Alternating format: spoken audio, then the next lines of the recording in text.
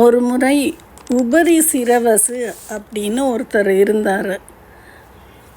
அந்த கிரகம் இன்னொரு பெண் கிரகத்தை தன்னோட ஈர்ப்பு விசையில் இழுத்து சுற்றிக்கிட்டு இருந்துச்சு. உபரி சிரவசும் அந்த பெண் கிரகமும் ரொம்ப நாள் சுற்றிக்கிட்டு இருக்கும்போது அவங்களுக்கு ஒரு 5 ஆண் கிரகங்கள் உண்டாகுது. அந்த ஆண் கிரகங்கள் அப்படி ஒவ்வொரு ஏரியாவுக்கு போய் அந்த பக்கத்தில் இருக்கிற ஏரியாவில் ஒவ்வொன்றும் தனித்தனியாக அப்படியே ஆட்சி பண்ணி ஆரம்பிக்கிறாங்க. இந்த மாதிரி நடந்துக்கிட்டு இருக்கும்போது உபரி சிரவசு ஒரு முறை அந்த குரூப்லேருந்து அப்படி வெளியே அப்படி அந்த பறந்து போகிறாரு வேறு ஏரியாவுக்கு. அப்போ அங்கே அத்திரிக்கான்னு ஒரு நட்சத்திரம் இருந்துச்சு. அந்த நட்சத்திரம் அவர் தன்னோட ஈர்ப்பு விசையில் இழுத்துருச்சு. அவர் அந்த உபரி சிரவசு அந்த அத்திரிக்கா அப்படிங்கிற நட்சத்திரத்தை சுற்ற ஆரம்பிக்கிறார். அப்போ இவங்க அத்திரிக்காவுக்கும் இந்த உபரி சிரவசுக்கும் ஒரு ஆண் கிரகமும் ஒரு பெண் கிரகமும் உருவாகுது.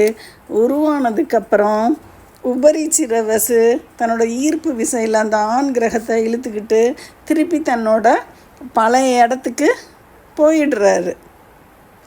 இப்போ அத்திரிக்காவும் அந்த பெண் கிரகமும் அத்திரிக்காவை சுற்றிக்கிட்டு இருக்குது அந்த பெண் கிரகம். இப்போ அந்த ஏரியாவுக்கு ஒரு வயதான ஆண் கிரகம் வருது.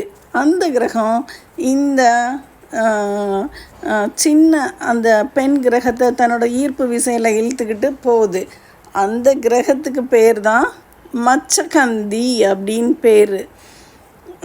அந்த மச்சகந்தி இந்த வயதான ஆண் கிரகத்தோடு சேர்ந்து சுற்றிக்கிட்டு ஒரு ஏரியாவில் சுற்றிக்கிட்டே இருக்குது. அப்போ அந்த பக்கம் பராசரர் அப்படிங்கிற மாபெரும் கிரகம் வருது. தன்னோட ஈர்ப்பு விசையில் இந்த மச்சகந்தியை தன்னோட ஈர்ப்பு விசையில் இழுத்துக்கிட்டு போகும் பொழுது அப்படியே அவங்க கொஞ்ச நாள் ஒரு ஏரியாவில் சுற்றிக்கிட்டு இருக்காங்க. மச்சகந்தியும் பராசரரும் அவங்க கிட்டேருந்து வந்தது தான் ஒரு கிரகம், ஒரு சூரியன் செதறி வெடிக்கிறாரு. அவர் தான் வியாசர். அவர் அப்படி வெடித்தோடனே இந்த குரூப்லேருந்து அவர் தனியாக வேறு யூனிவர்ஸ்க்கு வேறு இடத்துக்கு அப்படி பறந்து போயிடுறாரு வியாசர்.